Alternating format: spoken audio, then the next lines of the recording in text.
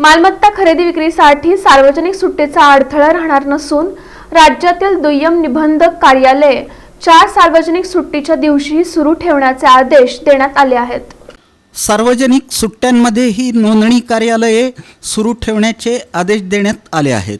आर्थिक वर्ष 2025-26 संपत असल्यामुळे तसंच नववर्षाच्या पार्श्वभूमीवर मालमत्ता व्यवहारांमध्ये वाढ होण्याची शक्यता लक्षात घेऊन हा निर्णय घेण्यात आला आहे। यानुसार 26 मार्च, 28 मार्च, 29 मार्च आणि 31 मार्च 2026 या 4 सार्वजनिक सुट्ट्यांच्या दिवशी राज्यातील सर्व दुय्यम निबंधक कार्यालये कार्यरत राहणार आहेत। ज्या कार्यालयांची साप्ताहिक सुट्टी शनिवार रविवार व्यतिरिक्त इतर दिवशी असते त्या कार्यालयांनी त्यांच्या 2 साप्ताहिक सुट्ट्यांपैकी 1 दिवस कामकाजासाठी राखून ठेवण्याच्या सूचनाही देण्यात आल्या आहेत। तसंच संबंधित कामकाजावर देखरेख ठेवण्यासाठी आणि मुद्रांक शुल्क, अभिनिर्णय आदी प्रक्रिया वेळेत पूर्ण करण्यासाठी सहजिल्हा निबंधक तथा मुद्रांक जिल्हाधिकारी कार्यालये देखील या दिवसांमध्ये सुरू राहणार आहेत।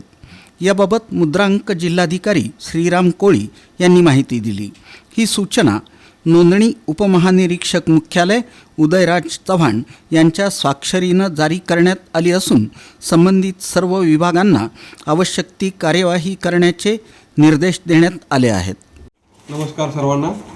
नोंदणी महानिरीक्षक व मुद्रांक नियंत्रक महाराष्ट्र राज्य पुणे या कार्यालयाने दिनांक 16/3/2026 रोजी सर्व सहजिल्हा निबंधक व मुद्रांक जिल्हाधिकाऱ्यांनी यांना परिपत्रक जारी केले असून त्या परिपत्रकामध्ये दिनांक 26, 28, 29 व 31 मार्च 2026 या सार्वजनिक सुट्टीच्या दिवशी दुय्यम निबंधक व सहजिल्हा निबंधक तथा मुद्रांक जिल्हाधिकारी ही सर्व कार्यालये चालू करणे संदर्भात परिपत्रक जारी केले आहे।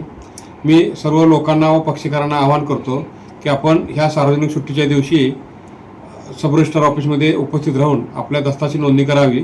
तसेच सहजिल्हा निबंधक कार्यालय या कार्यालयात जरी आपलं काही कामकाज असलेस आपण या कार्यालयाशी संपर्क साधावा व आपले कामकाज सुट्टीच्या दिवशी करून घ्यावे असे मी आपणास आवाहन करीत आहे।